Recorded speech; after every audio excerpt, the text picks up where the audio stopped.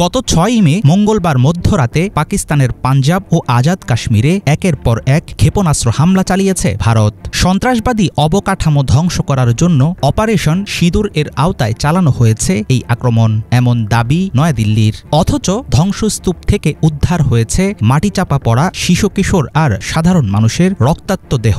পেহেলগাম হত্যাকাণ্ডে পাকিস্তানের জড়িত থাকার সুস্পষ্ট কোনো প্রমাণ দেখাতে পারেনি মোদী সরকার। তাহলে কিসের ভিত্তিতে একটি স্বাধীন দেশের উপর চালানো হলো এমন হামলা? আন্তর্জাতিক সম্প্রদায় ও আইনের তোয়াক্কা না করে দিল্লির একপাক্ষিক আক্রমণের জবাবে পারমাণবিক হামলার দিকে যাবে কি পাকিস্তান? ভারতের পক্ষ থেকে 9টি স্থানে ক্ষেপণাস্ত্র আক্রমণের কথা বলা হলেও পাকিস্তানের দাবি আক্রান্ত হয়েছে 6টি স্থানের 24টি স্থাপনা। যে জায়গাগুলোতে হামলা হয়েছে তার মধ্যে সবচেয়ে প্রাণঘাতী ছিল আহমদপুর শর্কিয়া, যেখানে একটি মসজিদ কম্পাউন্ডে ক্ষেপণাস্ত্রের আঘাতে 5 জন নিহত হয়। এদের মধ্যে ছিল মাত্র 3 বছর বয়সী এক শিশু। অন্য স্থানগুলো হল পাঞ্জাব প্রদেশের মুরিদকে, শিয়ালকোটের পার্শ্ববর্তী এক গ্রাম এবং শাকরগড়। একই সাথে আজাদ কাশ্মীরের রাজধানী মুজাফফরাবাদ ও কোটলি এলাকায় ধ্বংস হয় আরও 2টি মসজিদ। বিশ্লেষকরা বলছেন, নিহতের তালিকায় শিশু কিশোর ও সাধারণ গ্রামবাসী থাকার ফলে বিশ্বাসযোগ্যতা হারিয়েছে গোয়েন্দা তথ্যের ভিত্তিতে শুধুমাত্র সন্ত্রাসী ঘাঁটিতে হামলার ভারতীয় দাবি।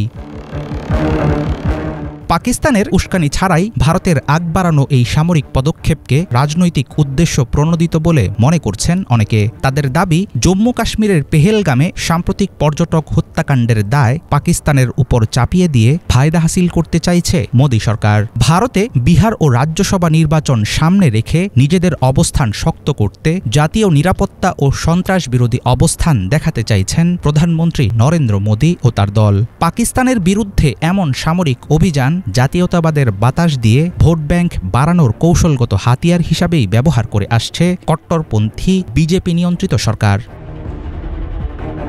কাশ্মীরের নিয়ন্ত্রণ রেখা ও আন্তর্জাতিক সীমান্ত লঙ্ঘন করে ভারতে সামরিক অভিযান চালানোর ঘটনায় গভীর উদ্বেগ জানিয়েছে জাতিসংঘ। রাতের অন্ধকারে পাকিস্তানে হামলাকে লজ্জাজনক বলেছেন মার্কিন প্রেসিডেন্ট ডোনাল্ড ট্রাম্প। ভারতীয় আগ্রাসনকে নিন্দনীয় আখ্যা দিয়ে বিবৃতি দিয়েছে চীনের পররাষ্ট্র মন্ত্রণালয়। পাকিস্তানের পাশে থাকার আশ্বাস দিয়েছে তুরস্ক। অনেক বিশ্লেষক মনে করছেন, আন্তর্জাতিক বিভিন্ন মহল পাকিস্তানের পক্ষ নেয়ার ফলে অনেকাংশেই একঘরে হয়ে পড়ছে ভারত। সীমান্ত জুড়ে তীব্র উত্তেজনা, মুহুর্মুহুর গোলাগুলি, যুদ্ধবিমান ভূপাতিত করার পাল্টাপাল্টি দাবির মধ্য দিয়ে চরম বিপদের মুখে আছে পারমাণবিক শক্তিধর 2 দেশ। পাকিস্তান ভিত্তিক 2টি সশস্ত্র গোষ্ঠীর প্রধান কার্যালয় সহ সন্ত্রাসী আস্তানা ছিল ভারতীয় হামলার লক্ষ্য। বরাবরই এমন বক্তব্যে অটল নয়াদিল্লি। পাল্টাপাল্টি আক্রমণে হতাহতের সংখ্যা নিয়ে 2 দেশের প্রকাশিত দাবিতে দেখা গেছে ভিন্নতা। 7 মে ভারতীয় হামলার জবাবে পাক সশস্ত্র বাহিনীকে সমপর্যায়ের পাল্টা জবাব দেওয়ার পূর্ণ অনুমতি দেয়া হয়েছে বলে জানিয়েছে পাকিস্তানের প্রধানমন্ত্রী শাহবাজ শরীফের কার্যালয়। দিল্লির ইশারায় পাকিস্তানের অভ্যন্তরে চালানো আগ্রাসনের প্রতিশোধ নিতে সীমিত পরিসরে পারমাণবিক সমরাস্ত্র ব্যবহারের কথা বিবেচনা করতে পারে ইসলামাবাদ। এই আশঙ্কা থাকলেও বিশ্লেষকদের ধারণা, অচিরেই 2 পক্ষকে মধ্যস্থতা করার জন্য চাপ দেবে আন্তর্জাতিক মহল। হাফিজুল ইসলাম, বাংলা ভিশন।